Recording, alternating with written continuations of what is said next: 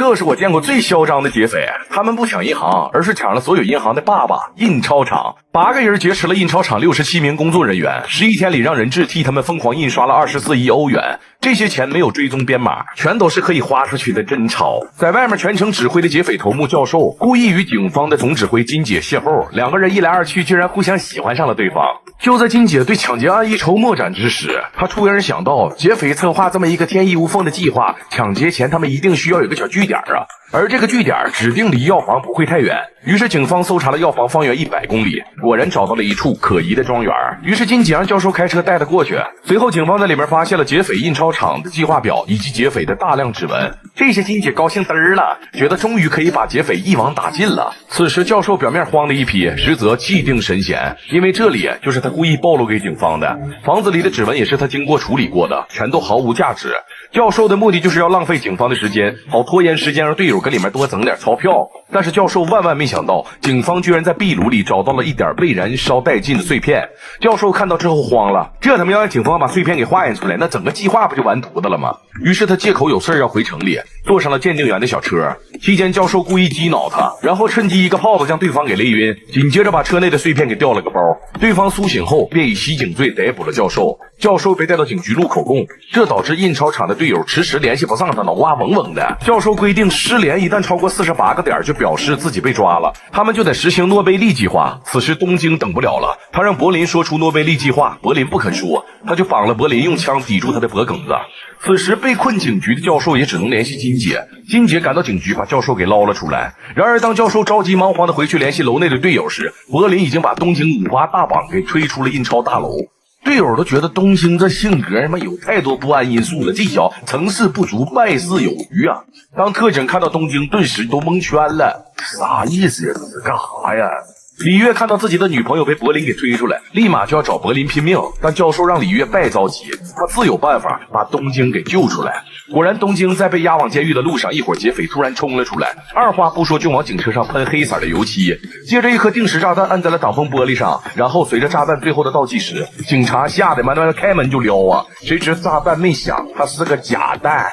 此时劫匪已经抵住了警察的脑瓜篮，随后东京穿上警察的衣服，骑上警用摩托车，蔫悄的回到了现场。他跟李月打起电话，用暗语表示自己要冲进印钞大楼。李月听后急忙打开大门，随着队友为东京打掩护，东京骑着摩托车一跃而起冲进了大楼，但队友莫斯科却意外中弹。为了尽快医治莫斯科，队友开始拼命挖逃跑用的地道。另一边，金姐为了让劫匪幕后的 boss 主动现身，她放出消息谎称警方副指挥小胖子醒了，因为只有小胖子知道教授的身份，于是教授打算铤而走险混进医院。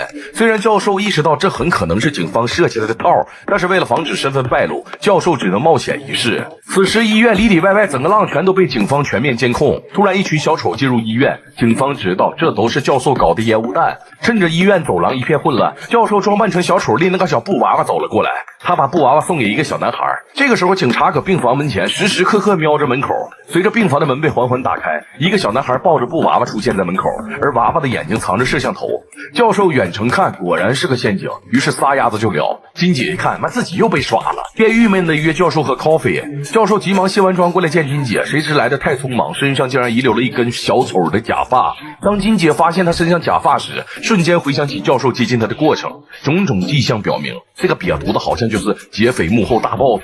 原来自己这几天居然一边和劫匪谈判一边跟他恋爱，这他妈也太讽刺了。随后金姐把教授绑了起来，质问他接近自己是不是为了获取警方的情报。教授说，我每一步行动都计划到天衣无缝，唯独没料到我自己会真的爱上你。金姐不信，搬来测谎仪测他，结果测谎仪显示教授说的都是真的。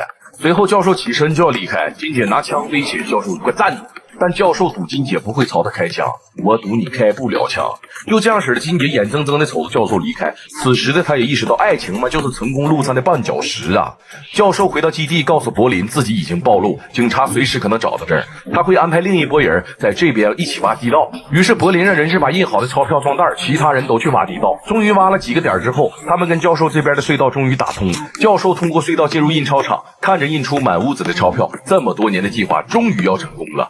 随后他们开始拼命的往外运钱。此时金姐回到指挥中心，但因为她跟教授的关系被上级怀疑是同谋，因此被踢出了这个案子。金姐百口莫辩，只能独自调查教授的藏身之处。她通过教授出入的酒吧以及监控拍摄的时间，算出了大概的范围。很快她便找到了教授的藏身之处。此时教授正在指挥队友运钱，金姐直接就拿枪顶住教授的后脑瓜篮。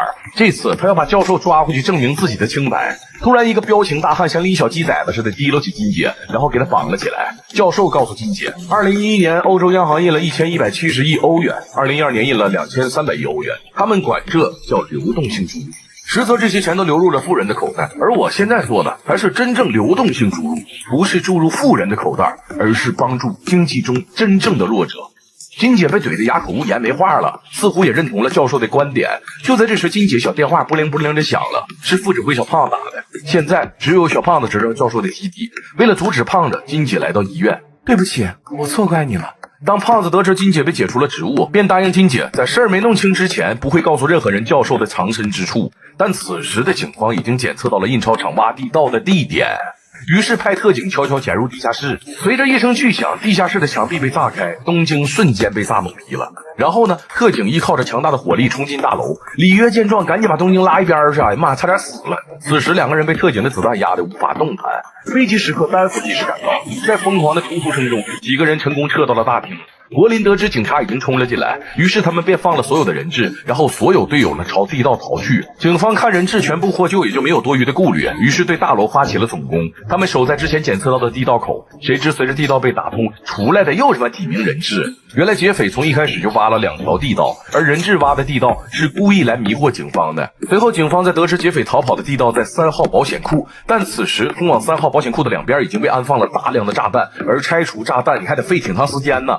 此时的劫匪已经将24亿钞票全部运了出去，但队友柏林不打算走，他要留下来替队友争取最后的逃脱时间，反正自己也剩下半年的寿命了。任凭内罗毕如何劝说，柏林还是毅然决然地扛起了勃朗宁重机枪。随着特工攻到这里，柏林扣动扳机，子弹的唰唰朝特警突突。此时教授发现柏林没有出来，说啥要下去救柏林，但是却被熊大给拦了下来。子弹打完了，柏林就冲出去和特警火并，临死前他命令熊大炸掉了地道。